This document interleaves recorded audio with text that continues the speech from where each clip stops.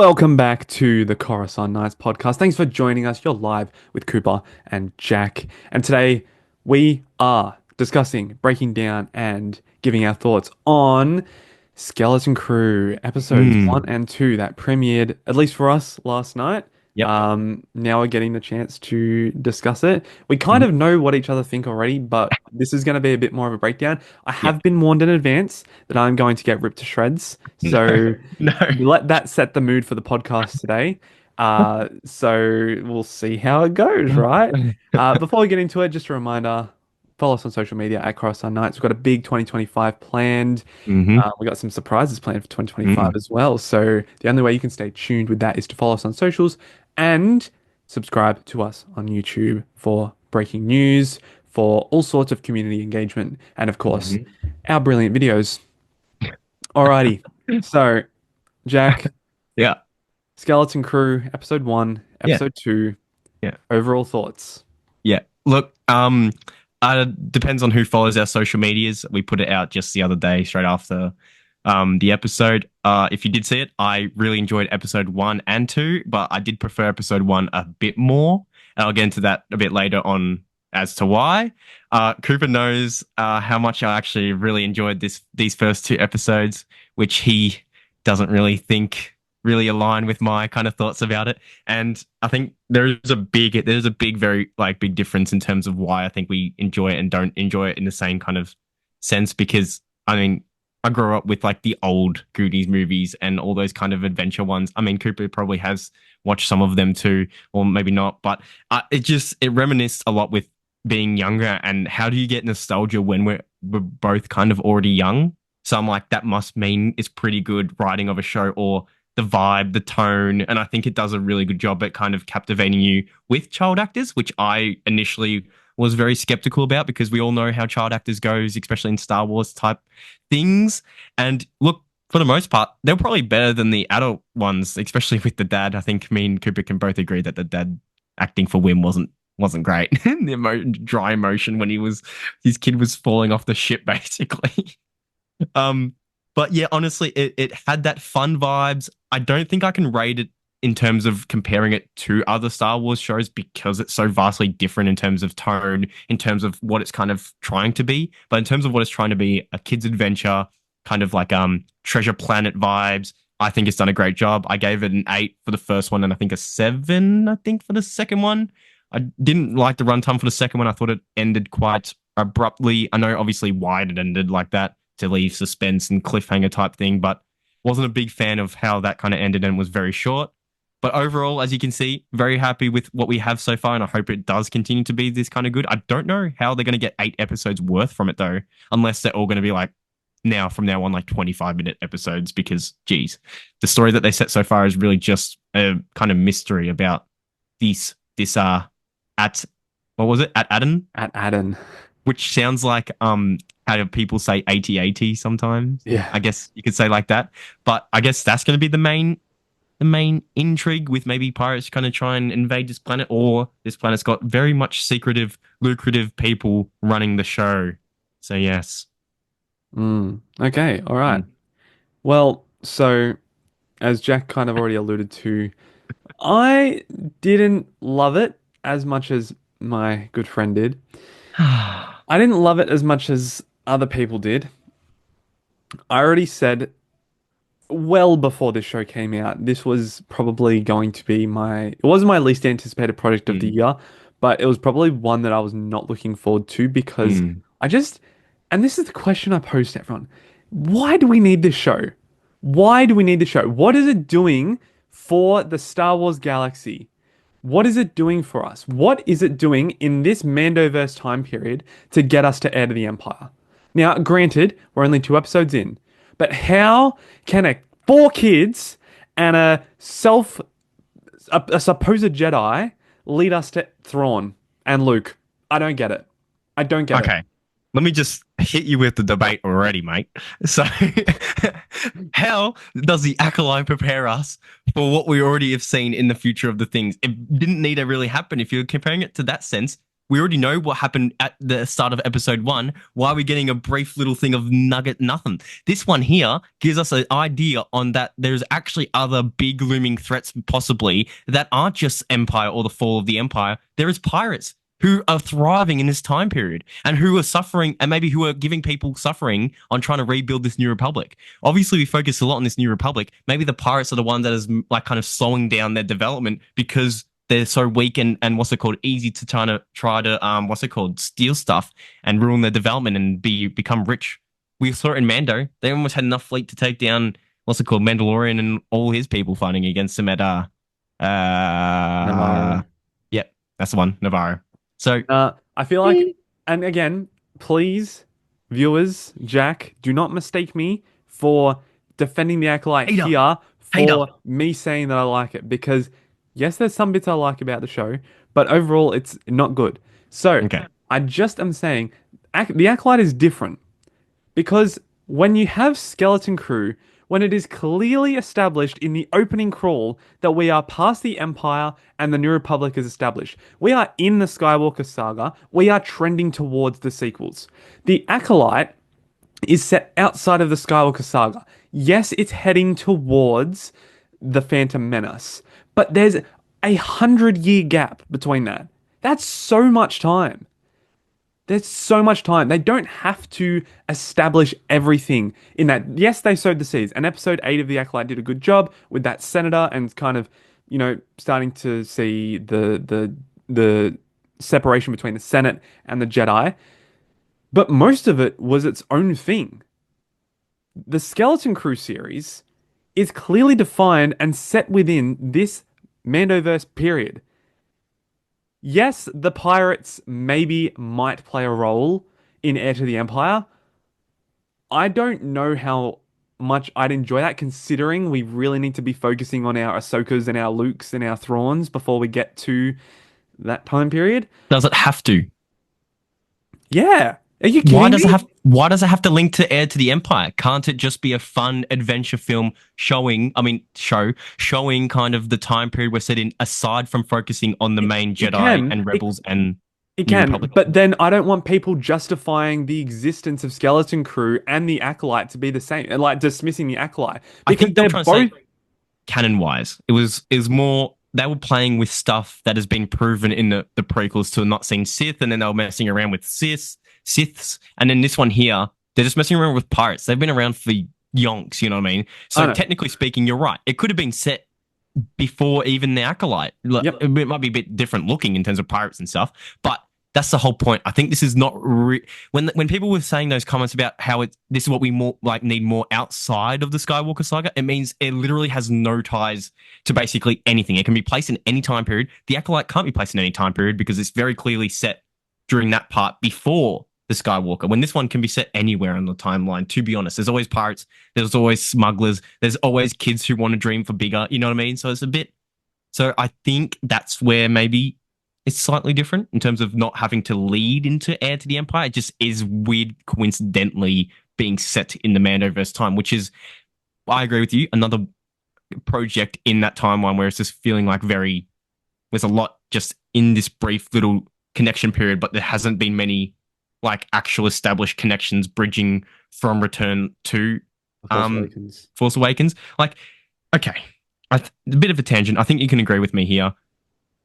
I am not a fan of the sequels, but it is kind of weird how they're completely just ignoring like this kind of build up to it. Like it's going to feel even weirder because it's going to be even more abrupt because we're having so much stuff in the middle here. Unless Heir to the Empire finale, all the remnants that they get destroyed become First Order, something like that. But even still, you're kind of tacking it on.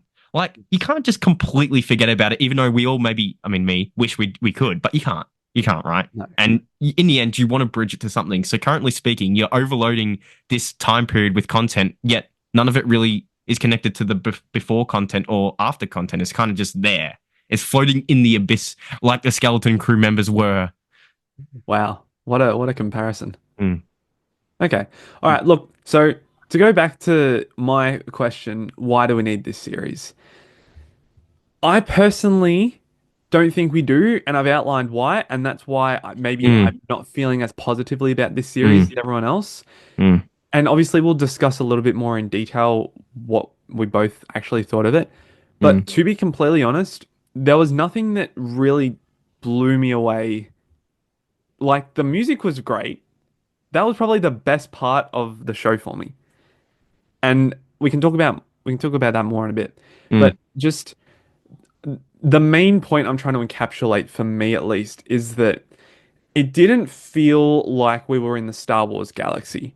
The the journey, the story maybe yes fits in there because we've had little glimpses of that, like Anakin in the Phantom Menace, even with Broom Boy in the Last Jedi. There's always that kind of under shown story of the little kid dreaming or of mm, the little kids dreaming of adventure. mm, But tonally and visually and the I don't know, the way it was presented to me and what we got shown didn't really fit how I see Star Wars, which is funny because I did for the Acolyte. And yeah. I don't know if maybe that's just the Jedi Sith stuff, but then again, I loved Andor and that was kind of like no Jedi Sith stuff, but that yeah, I Yeah. don't know. Yeah. I'm just a Well, man. I've got yeah, priorities, I've got tastes. it's true. Well, here's my take on that, actually. This is going to be a hot one. All right. I love Andor. However, I actually think this feels more like Star Wars than Andor. And for the reason being, the only two properties that Andor is somewhat related, oh, the only one property that Andor's related to is Rogue Rogue One. One. Those two films on their own are quite isolated in terms of the whole franchise and what we see normally. If anything, I think they're not as Star Wars feeling. They're just good spy espionage kind of shows. This one feels more like Star Wars because of even Andor's music. It hit hard. I love the not Star Wars feeling though. It had its very own distinct kind of thing going for it. And this Yes. is where I'm going with this. This music here that had remixes, even when Jude was doing the force of the main Star Wars theme, it had Yep. those little riffs. It had the sound effects that you always tend to hear in the ships. You even heard Darth Vader's like targeting system when they turn on the ship. Yeah. It just pirates. This is another thing. I think they fit Star Wars. I don't know if you do. Do you I think? agree. Yep. Okay. I think sometimes the reason why it might not feel Star Wars esque is because we never really get a focus on the pirates. Like even when we see them throughout, like Hondo, right? Like you see him for a little bit, maybe just on his own, or like he's just there. Like you don't really see their perspective of it much. So it sometimes feels like they're throwing in real life elements, or not real life, but like Pirates of the Caribbean elements, and just into Star Wars. Sometimes it can feel like that in this, and it's like paying a lot of homages, which is fair enough. If you don't really like that, you don't want to feel that nostalgia. Fair, and I think it's great because it kind of makes you go back because you're watching it from the perspective of the children, and like since it's from the perspective of the children, you can let a lot of things slide, and in terms of like how they because you're following a group of kids who aren't really aware of all this other stuff happening. Like, and that was always hard for me with Luke because he was so old and stuff. I'm like, surely by now, rumors, everything would be told and stuff about the galaxy. And like, even when he's looking out between the suns and everything, he knew about the galaxy and stuff. These kids know nothing, not even stars, right? So I think that opens a door to the term or the idea that these guys are literally fresh to everything. They've Yeah. not seen anything at all. So like, you got to put yourself in that mindset. We've already seen this kind of stuff, so maybe it's hard to get on board with that because you might be like, oh, when you said nothing really shocked me or anything, but it did in the way I was watching it as because I was putting myself with the kids. Like when I saw the stars, how many times have we seen the Star Wars stars when the logo's going, when you see it all the time, but when you're looking at it from them, you're like, wow, that's beautiful. And they've never seen that before. That hits, you know what I mean? It's like, Hmm. how sad is that? Kids can't even get to see real things. And I think that's what this show has done so far really well. And it was funny how this was like my dark horse underrated pick of everything that Yeah. was coming out this year. So yes, I might be a bit biased because I'm like these two episodes and I'm like, oh, maybe my pick has been good for my opinion. However, I'm still skeptical about the future episodes, and I was also in agreeing with Cooper. Obviously, if you guys watched Cooper's reaction to the most recent trailer that came out before when I couldn't, I still agreed. I think the trailers looked pretty bad in my opinion. Some of the lines were thrown off. The editing in the trailer wasn't great. But what's happened in the show so far has kind of changed my opinion of that, and that's why I'm quite happy too. And I don't know, I think it's just got a lot of nice nuances, nice little things that just make me kind of happy. Like, yes, they're not groundbreaking things. I'm not expecting the show to give me high levels of Star Wars content. I'm just kind of looking for a relaxed, enjoying show to just kind of, I wouldn't say cure my Star Wars needs, but like just to give me that little bit extra. Because so far it's been pretty dry for content, and I think this is why I'm enjoying it a lot because it's not gonna hopefully be ground like controversial like Acolyte. Like I still enjoyed elements of the Acolyte, right? But you have to admit, every week, every article, every day, it felt like there was a new thing about the actors. I knew this, I knew that. This one here, at least so far, feels like everyone's just kind of like, okay, we can just enjoy something small and just feel Star Wars again as a more collective, even if you might not enjoy it. Like some people might not enjoy it, but it doesn't feel as controversial, which kind of makes me happy in that sense Okay. too. That's an interesting Mm, analysis mm. that you've done there. Um, I think it's probably a good idea to start getting into, like, obviously we've touched on Specifics. some of Yeah. the things. Mm, I think we can both agree, and I think the whole Star Wars community can agree that that opening 5 minutes of the show was mm. literally perfect. Yeah, it was good. That is not at all how I expected the show to start. I thought it was going to be like, oh, let's zoom into the planet with the kids. They're going Yeah. to school. Nope. Yeah. Let's have a bombardment on board a ship. How Mm, cool was that? mm, And that's like what you were saying with reference to Pirates of the Caribbean. mm. It's like, Perfect. yeah. Exactly the same, but in space. Mm, And it was fantastic. And the hmm. combat and the shaky cam and the Music. everything was fantastic. Mm. I love, I love, I know I think, yeah, no, no, so, the helmet design was yeah. fantastic for Yeah, it was Jude Law's fantastic. character.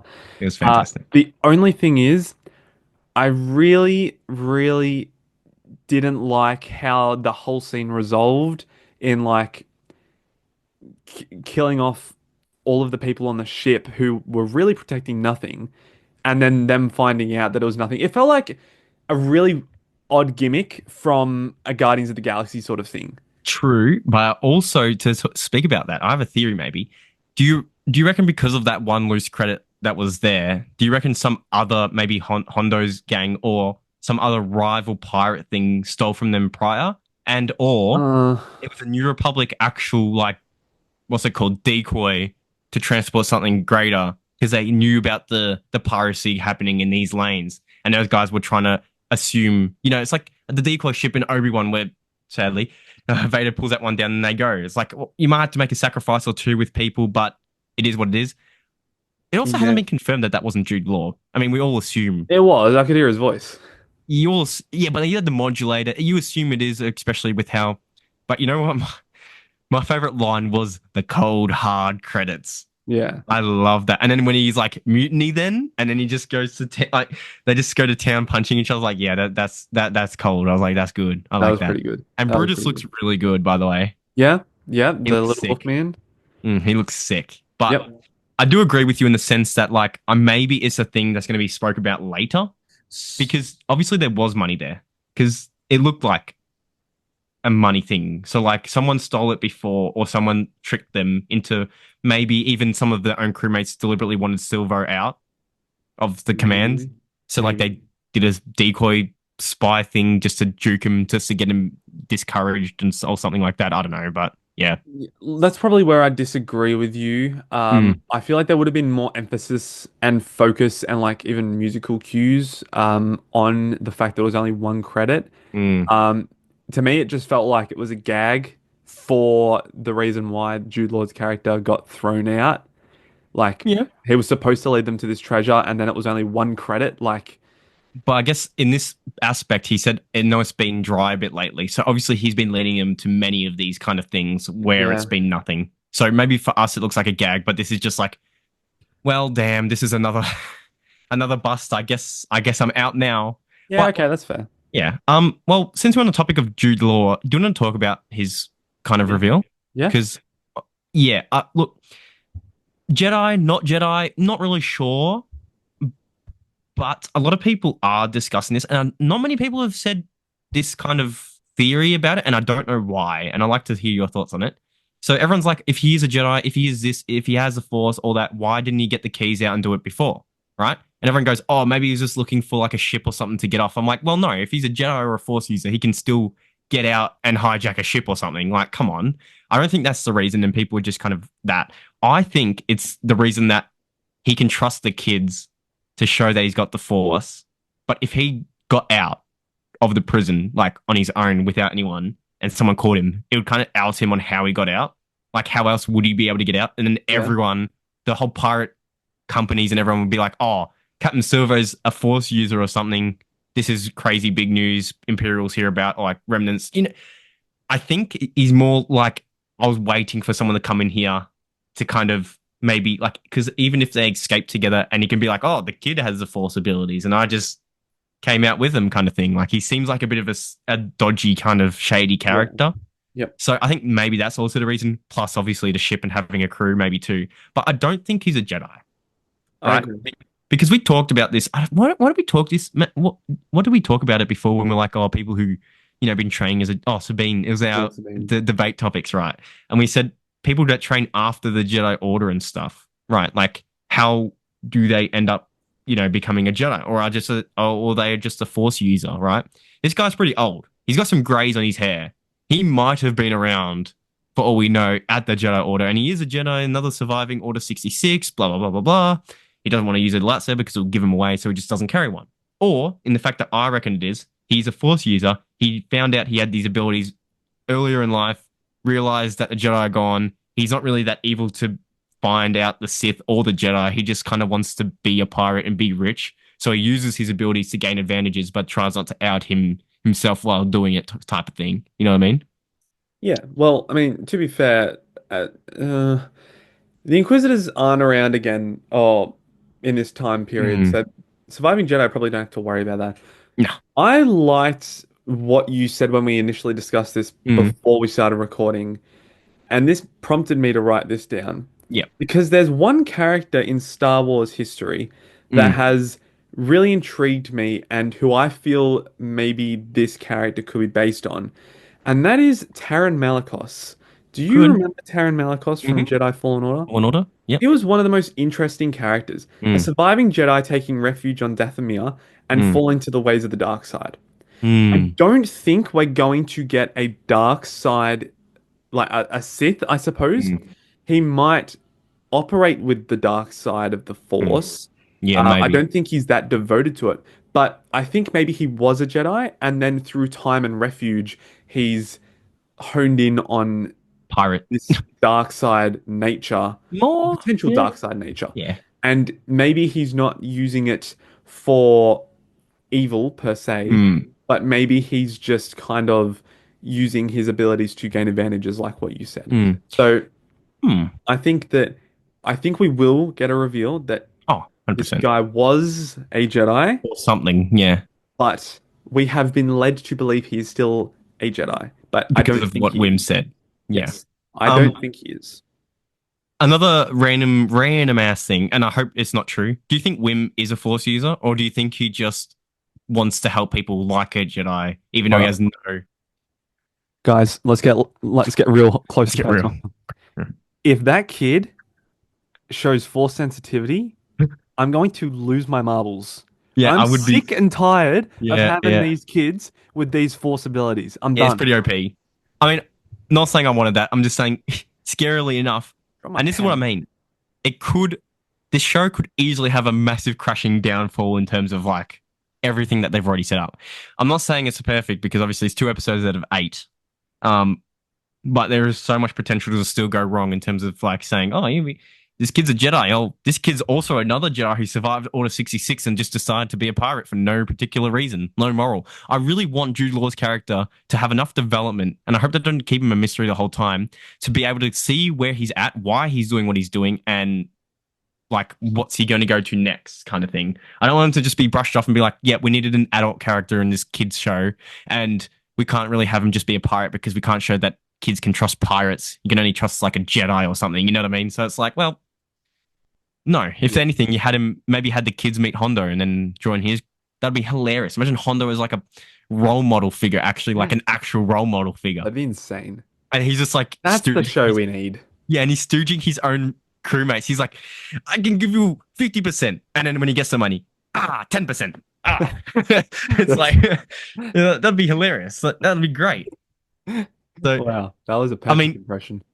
people saw people broke down the episode, saw his ship parked in the place. So Oh, he's he's there. around, or his ship is at least. He'll be in the show. He has to. You gotta include him. Having a pirate show with the most famous pirate in Star Wars is just absurd if they don't add it. If they don't add him anything in the show, I'm giving the show a 1 out of 10. Yeah, Straight up, literally. because not because the show, just because it doesn't make sense not to have the most famous pirate who's Yep. obviously always going to be around because he's such a swindler. Like he always gets away from everything. He's never Yep. dead. Yep. But yeah, I just think all the scenes. I love Neil. Can we agree? Neil's great. Is that the blue elephant looking one? Yeah, I love him. Um, He's so cute. I love him. I think he's yeah, great. yes. I don't think the voice matches, but I can believe it's an alien. Yeah, so look, when Fern and obviously got KV to trick him in the ground and was like, "Shit, your crush," and he's like, "Rena." Yeah. I was like, "This kid's so funny." I will say though, there is some really poor ADR done. Oh, Like there's sometimes, yeah. times when Mm, the kid is talking, mm. but the mouth is like just moving once. Do you actually pay attention to the elephant man's Yeah. face? I Yeah. don't really. You just see the trunk go Yes. like this, and I just assume he's talking. I don't look. I don't creep under his to try to look for his mouth when I it don't do moves. that either. I'm just looking at You're what I'm creeping, shown. creeping on the elephant. Hey, hang on a minute. What are you Oh, accusing me of right there, sir? see if his mouth is moving. What the hell? Hey, it's CGI. I gotta. I think he's part. No, he's practical too, though. The mouth moving is CGI though, Oh, but that's probably why it looks so bad. he's wearing an actual like thing too. I'm pretty sure. God, poor But they kid. move his trunk and mouth with CGI, I think too. Right. But Okay. look, I actually don't think the kids are that bad. I actually think No, they're they were pretty good. good. I think they're pretty good together, and I like the ship a lot. And I know there's a Lego set on it. Wouldn't be getting it, won't be getting it. But that's not to say I don't like the design of the ship. I'm just sick of collecting ships in Lego because how many ships do you need? I don't want the minifigures though. I always like minifigures, but I do think that this has that whimsical adventure feeling to it, and I hope it continues this way where it's just like a fun ride, like a Disney park ride, or like just a when you go on those roller coaster rides and it's like they take you through stories and you have a good time, you don't think much of it. That's what I'm kind of assuming kind of that's going to go with this show. I don't really want them. I know you were saying, how does this link to Edge of the Empire? How does this time period wise? I kind of don't want them to go anywhere near major plot events in this time period. Aside from uncovering the mystery of the kind of the planet, and maybe they're run by ex CSI banking clans or whatever they are like underneath, because obviously they're hoarding old Republic credits, which are just absurd to have Yeah. this many years after episode 3 and everything too, and they're in pretty good nick. So obviously there's something going on here, but I don't want it to be groundbreaking storyline wise. And I know that sounds weird because we always like to discuss other shows. They need to have a really good plot. They need to have a good develop. This one here, I just want it to be fun, and I don't really want them to. I don't want them to do standard stuff, but I don't want them to like deliberately go over the top for the sake of going over the top and then just being like, how does this work with kids and how do they have any impact on this major story going at hand kind of thing, you know what I mean? Hmm. No, So that's fair. yeah. That's fair. I think just for me looking ahead, I really need see, I can't even think about what I need because I have no idea where this story's going. Obviously, the main thing is they're going to get home. Yeah. We know they're going to go to some crazy planets. They're Oh going to yeah. meet some kind of funky pirates and stuff. We're probably going to run in with Hondo.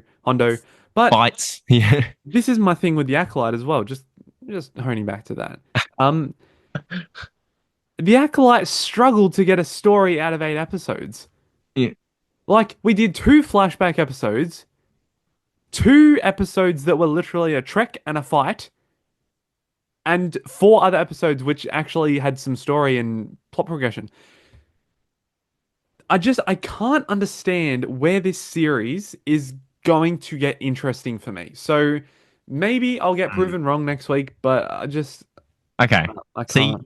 this is funny because you said this obviously straight after what I said. I reckon it's you have to watch it as like they're gonna go in. It's like going on a permanent side mission in like a game. That sounds bad. Sounds bad. But in the way that they could do it, it could be fun. They crash on this planet. They have to get their. You know how Mando's story from season one and two felt a very formulaic kind of thing? Didn't really work because you're just delaying the inevitable plot. For this, there's not much plot. It's kids. There's no greater thing at hand. You can do fun episodic story things of them just kind of bonding as a collective, becoming this pirate crew. Maybe they might end up, for all we know, they all survive, right? Or whatever. I mean, that sounds weird. Yeah, I don't mean that they're all going to die. That's not what They I was all trying to say. will. Um, they might end up being helping out in the Rise of Skywalker in a ship, in a pirate ship. You never know. That's what I'm saying. They might end up like just developing a bond. They become a pirate crew with maybe Jude Law's character or something. Like it might just be a wholesome coming of age, which they try to say it was, story. And in the end, it might just have no. And this is what I'm saying, Cooper. If you're not really enjoying this now, I don't know if it's going to get any better for you if they continue to just go off the fun trip kind of side quests, this side quest, that, getting into trouble here. How do we get out of this? You know what I mean? Because that's kind of, I guess, their main thing that they're going for here. My only note for that, a side quest is Show. typically only one story. If we are Mm. doing a side quest story as a whole main plot, that Mm. means there's nothing else being developed on the side. Well, it probably, well, I didn't mean like that. I mean, there's going to be side quests, but the overall looming thing is still going to be what is this? What is our planet? Maybe they get back Yeah. to their planet. They accidentally bring pirates to the planet. It gets uncovered. They have to defend their planet, but then also take down their. So there probably is going to be some major thing at the end, but similar to how we're like, oh, this what's it called, Mandalorian storyline, even with season two, trying to get Grogu to a Jedi, it literally took to the last very like 20 seconds, like when Luke showed up to get him to a Jedi kind of thing. It's Yeah. like, well, you're just extending a plot line. It's probably gonna be like this too, but you can give it more slack because it's a family friendly. Well, I wouldn't want to say family friendly, but a kiddie kind of show that has not many stakes at hand, I guess you could say maybe. Yeah. So Okay. I don't know. It's That's interesting. fair. All Hmm. right. Well, Hmm. do you have anything else to add? Any more notes? No, I kind of want the show to still kind of continue the way it's going because I don't want it to go bad because I'm having quite a lot of fun with it right now and I love seeing people's reactions online about it because after watching it, it's gone to a point of me as a Star Wars fan. After watching it, I go, I actually really enjoyed this. Oh wait, probably no one else does, and I'm just counted as crazy. So then when I went online and saw other people was liking, I'm like, maybe I'm not crazy. Because I was like, I actually kind of thoroughly enjoyed this. And it's like that was me after watching like the Acolyte episode 5, I'm pretty sure, with Smilo Ren destroying the Jedi. After it, I'm like, is it a crime to hate this episode? I like this episode. And then Yeah. everyone else was like, I guess it's one good episode. So I'm like, Yeah. yes, I'm not weird. But I was like, yeah, at this point in time, as a Star Wars fan, I'm questioning my own, what's it called, feelings about a show because am I just a Yeah. outsider? Am I a part of the majority?